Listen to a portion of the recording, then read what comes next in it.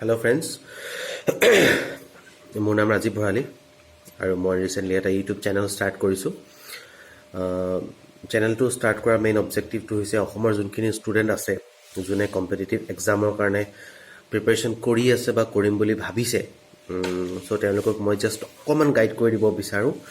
আৰু তাৰ আগতে মই মোৰ নিজৰ ইন্ট্ৰডাকশ্যনটো দি লৈছোঁ। নামটো ৰাজীৱ ভৰালী আৰু at present I am working in a leading PSB public sector bank of India. আৰু মই মোৰ প্ৰফেচনেল কেৰিয়াৰ ষ্টাৰ্ট কৰিছিলোঁ 2015 নৱেম্বৰত আৰু আপ টু 2017 এপ্ৰিলৰ 2017 চনলৈকে মই বেলেগ এটা অৰ্গেনাইজেশ্যন আছিলোঁ। আৰু সেইটো বহুত ভাল organisation, but due to some reasons other I shifted to this PSB। আৰু জুন 2017 পৰা এতিয়ালৈকে টিল ডেট মই সেইটো PSB লগত কাম কৰি আছোঁ।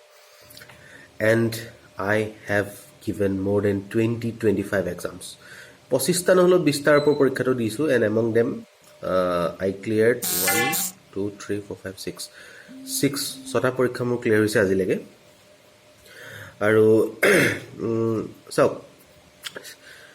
এটা গভৰ্ণমেণ্ট ছেক্টৰৰ জব পাবৰ কাৰণে আপুনি যোনটো কষ্ট কৰিব লাগিব সেইটো আজিৰ পৰা 5 বছৰ আগত এজন মানুহে এটা বেংকত চাকৰি পাবলৈ বা ইঞ্চুৰেঞ্চত চাকৰি পাবলৈ যিমান কষ্ট কৰিব লাগিছিলে, এতিয়া কিন্তু তাৰ 10 গুণমান কষ্ট কৰিব লাগিব।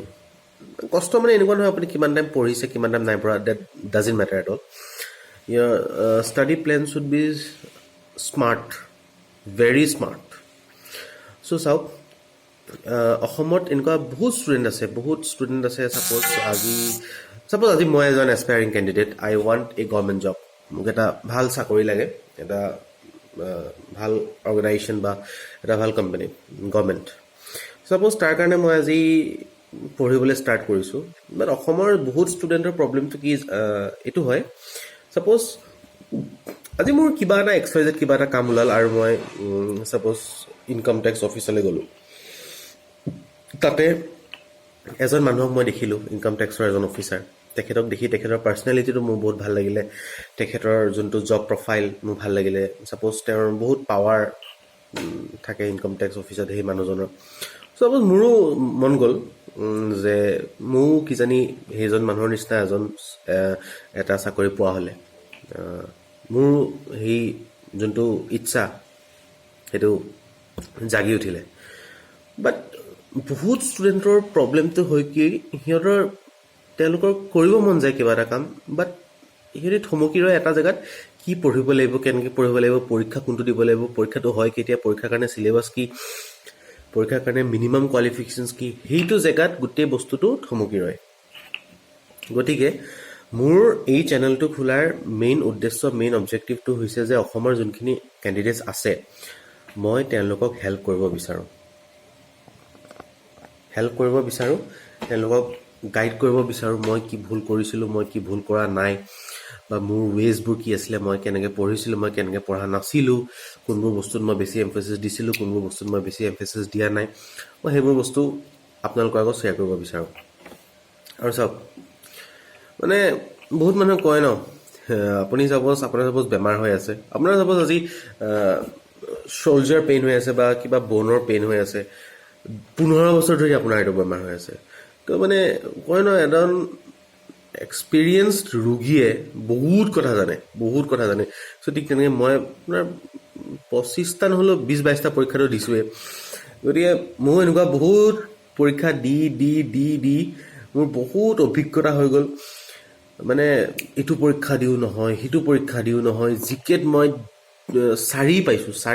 মোৰ এক্সামটো নকওঁ বাৰু, কিন্তু এনেকুৱা এটা পৰীক্ষা আছিলে মই জিকে 4 পাইছোঁ। Out of 40 I got only 4 in জিকে। মোৰ নহৈছিলেই দেখোন, ইফালে যাওঁ নহয়, সিফালে যাওঁ নহয়। গতিকে এনেকুৱা আহি যায়। বাট চাওক, in order to change your life, আপোনালোকৰ লাইফটো ছেটেল কৰিবৰ কাৰণে আপোনালোকে বহুত এগাল পৰীক্ষা ক্লিয়াৰ কৰিব নালাগে নহয়। You just need to clear 1 exam. যদি আপুনি এটা এক্সাম ক্লিয়াৰ কৰিছে, আপোনাৰ লাইফটো ছেটেল বুলি নকওঁ, কাৰণ চাওক ইনিচিয়েলি বহুত বেছি পইচাও নাহে, বাট পইচাটো কনচিষ্টেণ্টলি এটা মাহৰ পাৰ্টিকুলাৰ ডেজত আহি থাকিব। একৰ্ডিংলি ইউ কেন প্লেন। আৰু যদি আপুনি কিবা এটা গভৰ্ণমেণ্ট চাকৰি কৰে, আপোনাৰতো লোন পোৱা নোপোৱা একো প্ৰশ্নই নাই any bank will be willing to give you loan according to their criteria গতিকে আপুনি যদি বেংকৰ এমপ্লয়ী হয় বেংকত চাকৰি পায় তেতিয়াতো আৰু ভাল আপোনাৰ ইণ্টাৰেষ্ট ৰেটো কমিব আৰু যদি আপুনি ইঞ্চুৰেঞ্চত পালে বা এছএছচি কোনোবা চাকৰি পালে বা ৰেলৱেত পালে তেতিয়াতো আৰু মজা হয়নে গতিকে এইবোৰ বস্তু বহুত বস্তু এডভান্টেজ হৈ যায় আৰু গতিকে আৰু চাওক মোৰ যোনটো চেনেল আছে মই বেচিকেলি কোনকেইটা এক্সামৰ কাৰণে মই আপোনালোকক হেৰি কৰিম বেংকিঙৰ পিঅ' বেংকিঙৰ ক্লাৰিকেল ৰেলৱে যোনটো আমাৰ NTPC ৰিচেণ্টলি নটিফিকেশ্যন ওলালে ইঞ্চুৰেঞ্চ এও হওক ডব্লিউ হওক এছিষ্টেণ্ট হওক আৰু SSC CGL CSSL দুইটা আৰু আশা কৰোঁ আপোনালোকক মই ভালেখিনি মানে হেল্প কৰিবলৈ পাৰিম আৰু সিমানেই আপোনালোকৰ যদি সঁহাৰি পাওঁ মই চেনেলটো ভালকৈ ক্লাছেছবোৰ ষ্টাৰ্ট কৰিম গতিকে সিমানেই আজিলৈকে জয় হিন্দ